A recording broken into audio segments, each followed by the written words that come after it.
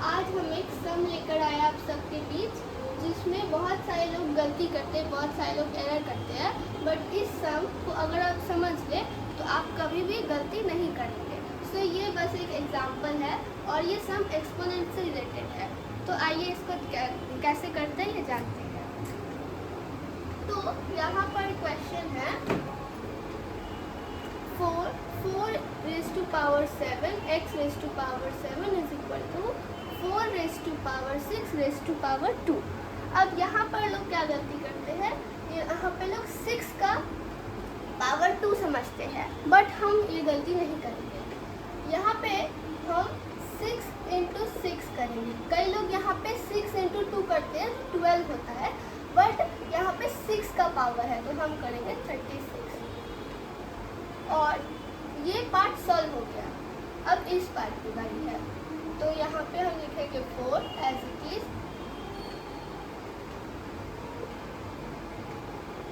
इसको हम as it is लिखेंगे। अब यहाँ पे एक 4 है और ब्रैकेट के अंदर एक 4 है, तो यहाँ पे इसका पावर 1 है, जिसको हम मतलब यूजुअली लिखते नहीं है, हम इसको ऐसे ही रखते हैं 4। और यहाँ पे 4 रेज़ टू पावर 7 है, तो हम इन दोनों पावर्स को ऐड करेंगे।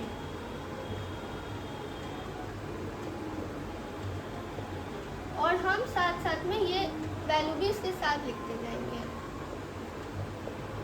और इम्प्लाई साइन देंगे, क्योंकि जब इम्प्लाई दो एक इक्वेशन में दो इक्वल टू साइन नहीं हो सकते, तो इसलिए हम यहाँ पे इम्प्लाई साइन देंगे।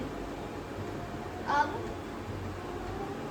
हम इसको सॉल्व करेंगे। अब हमें यहाँ पे x खोजना है, तो क्योंकि x के साथ ये पावर है, हम इन दोनों को डिवाइड करेंगे। अब यहाँ पे कुछ भी नहीं है, इसका मतलब यहाँ पे ये मल्टीप्लाई हो रहा है, और जब कोई भी नंबर इक्वल टू के इस साइड पे मल्टीप्लाई होता है तो इस साइड पे आके डिवाइड हो जाता है।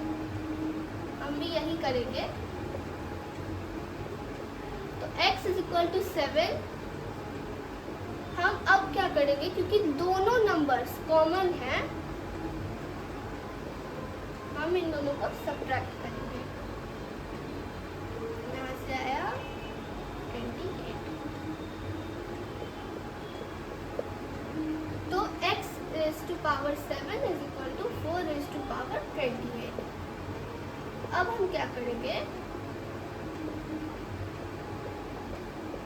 To power 7 4 into 4 into 4 into 4 raise to power 7, क्योंकि यहाँ पे x टू दी पावर 7 था। जब हम x की वैल्यू फाइंड कर रहे हैं तो ये रेज़ टू पावर 7 यहाँ पे आ जाएगा। यहाँ पे अगर हम इसको कैलकुलेट करेंगे तो आंसर आएगा। अब क्योंकि दोनों एक्सपोनेंट्स सेम है तो इनके बेस भी सेम होंगे। जैसे a रेज़ टू पावर 3 है, तो इन दोनों के एक्सपोनेंट्स, ये बस एक एग्जांपल है, तो अगर a रेज़ टू पावर 3 मतलब a cube is equal to b cube है, तो अगर ये दोनों के एक्सपोनेंट सेम है, a क्यूब में 3 एक्सपोनेंट सेम है दोनों में, तो ये दोनों का बेस भी सेम होगा।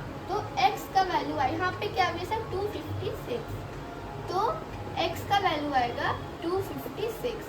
तो ये हमारा क्वेश्चन सॉल्व हो चुका है।